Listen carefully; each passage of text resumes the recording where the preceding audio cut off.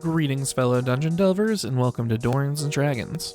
My name is Justin, and I'm going to be your guide to bringing your favorite League of Legends champions to life in Dungeons and Dragons. Today we're building Nami, the Tidecaller. Nami is a Vestayan of the Morai tribe, who lives under the sea that surrounds the coastline of Mount Targon. The Tidecaller is a title of the powerful Morai warrior who wields a moonstone-embedded weapon known as the Tidecaller Staff. Once the current moonstone started to dim, a Morai named Rasho headed down the deep sea to retrieve a pearl to trade for a new moonstone from the humans. A month later, he had not returned, so Nami took her mother's staff and headed out after him. She returned several days later with the pearl and Rasho's staff. Nami was bequeathed the title of Tidecaller, and she headed to the surface to initiate the trade. A Targonian woman told Nami that the aspect of the moon had fled Targon, and there was no one else who could create the moonstone for her. Hearing this, Nami summoned a pool of perpetual moving water under her and began her journey across Runeterra to find Diana and retrieve a moonstone for the Morai. Before we get started with the build, go ahead and like the video and hit that subscribe button so you're always notified when we release our builds. We'd like to take a minute and thank our awesome patrons over on Patreon who support us every month. Thanks for helping us keep the lights on and the tides always high. If you like our videos and want to support the channel, come join us over on Patreon today for just $1 to get access to our awesome Discord community where we talk League and D&D all day long. One of my favorite parts of our Discord has been the community events we've done. Hey, what? Okay, going. Hiya!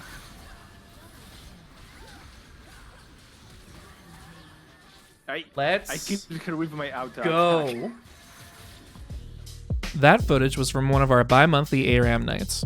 And coming up on February 6th, we'll have a trivia night Jeopardy style, where the winner will receive a book of their choosing from D&D Beyond. Alright, enough about that, let's get into the Nami build. Here's a quick preview of the build. For race, we're going with Sea Elf. Per usual, our stats are going to be determined using the standard array. For our stat priorities, we're going to max Wisdom and dump Strength. We do have a multi-class requirement of 13 in Wisdom and Charisma. Our leveling path is going to be levels 1 through 10 in Druid, and then we'll finish the build as a Bard. Nami's passive, Surging Tides, is going to come from the Haste spell. Her Q, Aqua Prison, is going to come from Watery Sphere. Our W, Ebb and Flow, comes from our Chalice Constellation, and either the Enervation or Vampiric Touch spells. Her E, Tidecaller's Blessing, will come from Elemental Weapon. And finally, we get our ultimate, Tidal Wave, from, well, Tidal Wave. For race, we're getting our Morai Tidecaller with the Sea Elf. Sea Elves don't have a great stat distribution for us, so we'll use Tasha's Origin Swap to give us a +2 to our Charisma and a +1 to our Wisdom. Their Keen Senses will give us proficiency in Perception, while their Fey Ancestry will give us advantage on saves against being charmed and make us immune to magical sleep. As an elf, you don't need to sleep. You just meditate for roughly 4 hours a day for the equivalent of a long rest. Child of the Sea is going to let us breathe air and water and give us a swim speed of 30 feet. And Friend of the Sea is going to let us communicate on a very basic level with any beast that also has a swimming speed innately. Background is going to be an obvious one with Far Traveler.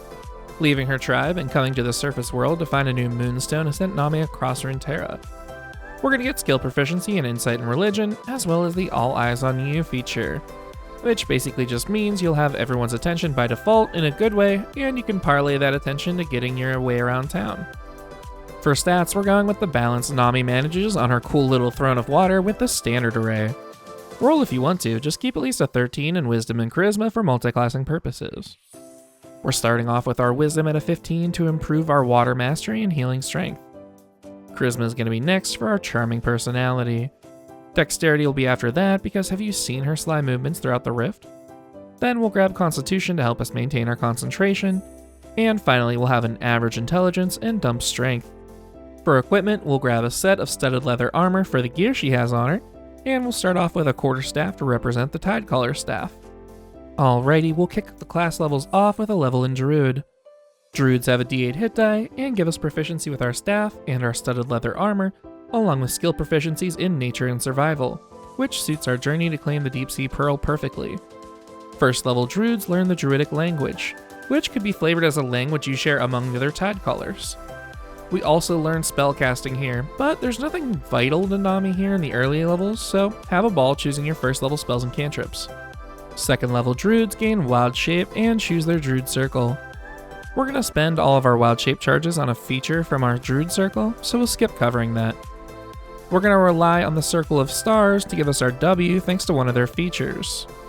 Considering how seafaring creatures often navigated by starlight and their position in the sky, I actually think this is kind of a cool connection. The star map feature is going to let us create a star chart to act as a spellcasting focus. It gives us a few cool features while we use it, like casting Guiding Bolt and knowing the guidance cantrip, but again, not really Nami specific, so it's entirely up to you if you want to use it. Starry Form, however, is very important to Nami, so focus up. As a bonus action, you expend one of your wild shape charges to gain a starry form for 10 minutes that turns you into a luminous being where your joints light up like stars and form a constellation of your choosing. We're going to get the ally bounce of our W with the Chalice form. Whenever you cast a spell using a spell slot that restores hit points to a creature, you can heal another nearby creature for 1d8 plus your wisdom mod and hit points. So we'll be using a damaging spell that also heals us. And then we'll use this feature to heal an ally and flavor it as the water's bouncing back and forth. 4th level druids get the first ability score improvement of the build. As always, we're going to break down all of our choices here so you can pick and choose along the way.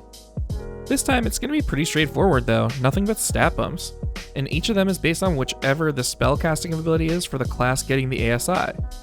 So at Druid 4 and 8, we'll max our wisdom with 2 points each level, and then at Bard 4 and 8, we'll do the same exact thing with Charisma. Level 5 druids learn 3rd level spells. We're going to get the Tidal Wave spell for Nami's ult. You conjure a 30-foot long, 10-foot wide, and 10-foot tall wave of water and bring it crashing down. Each creature in its area has to make a dex save or take 48 bludgeoning damage and get knocked prone. 6th level star druids get the Cosmic Omen feature, letting them check their star map for omens. You roll a d20, and if the result is even, you get the ability to wheel, and if it's odd, you get the ability to woe. Whenever a nearby creature makes an attack, save, or ability check, you can spend your reaction to affect that roll with a d6 die. If you have wheel, you add to the roll, and if you have woe, you subtract from it. Level 7 druids learn 4th level spells. We're going to get Nami's Q with the Watery Sphere spell. You conjure a sphere of water with a 5-foot radius anywhere within 90 feet of you. Any creature in the sphere's space has to make a strength save, or be restrained for the duration. A couple caveats though. A huge or larger creature succeeds on the save automatically, since they're far too large to be held by such a small sphere. Also, a trapped creature can try to repeat the save at the end of each of their turns.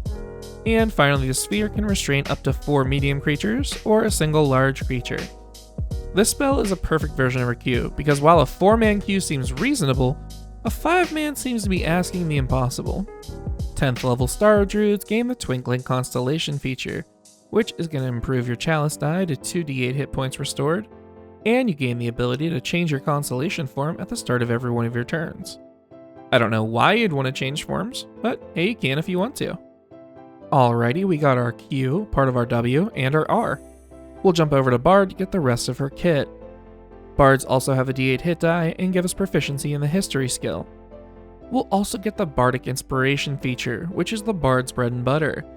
You have a pool of Bardic Inspiration die based on your Charisma mod that you can expend as a bonus action on your turn to give an ally a d6 die they can use to add to an ability check, attack roll, or spell save of their choosing. This is a scaling ability, jumping to d8 at 5th level and a d10 at 10th level. You can give these as motivational words or just spamming emotes when you land your Q that inspires your allies. 2nd level bards become jacks of all trades and learn the Song of Rest.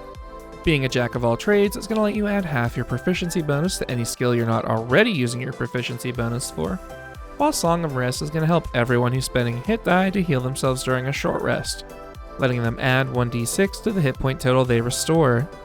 Level 3 bards choose their Bard College and gain expertise in some skills.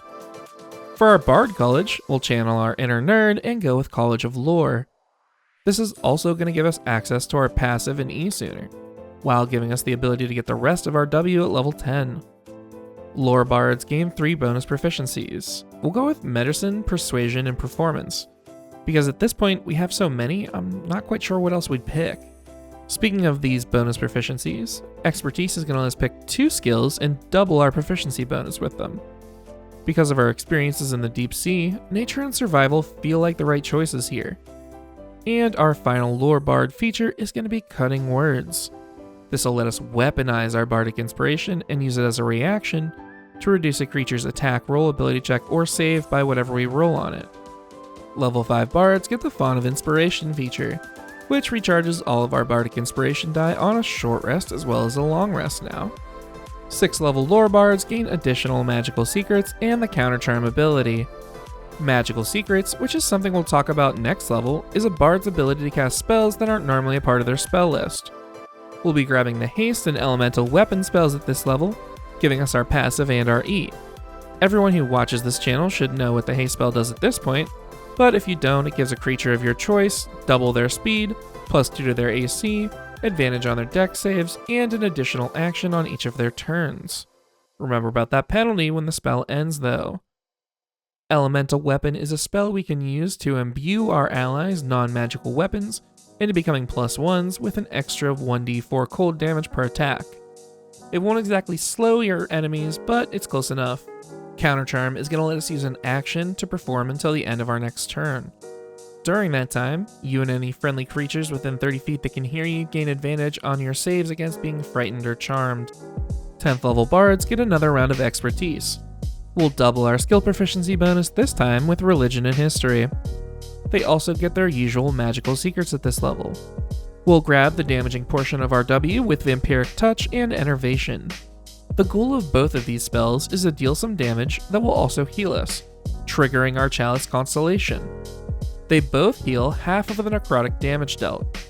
Vampiric Touch is a touch-based spell attack roll that'll deal 3d6 necrotic damage, while Enervation forces a dex save on a creature, and if they fail, they take 48 necrotic damage. Both of these spells can be performed on subsequent turns with your action, as long as your concentration is maintained. Alright, now that we've completed the build, let's see how we did. First, the good. With all the healing from the Chalice Constellation and the healing potential of both the Druid and Bard spell lists, on top of all the crowd control we already have built in, your support potential is out of this world.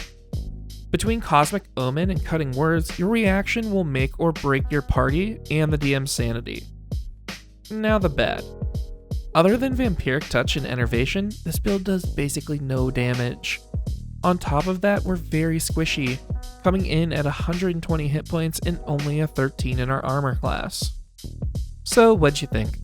I've included a link to this build via D&D Beyond in the description below, as well as Amazon links to the books used in the build.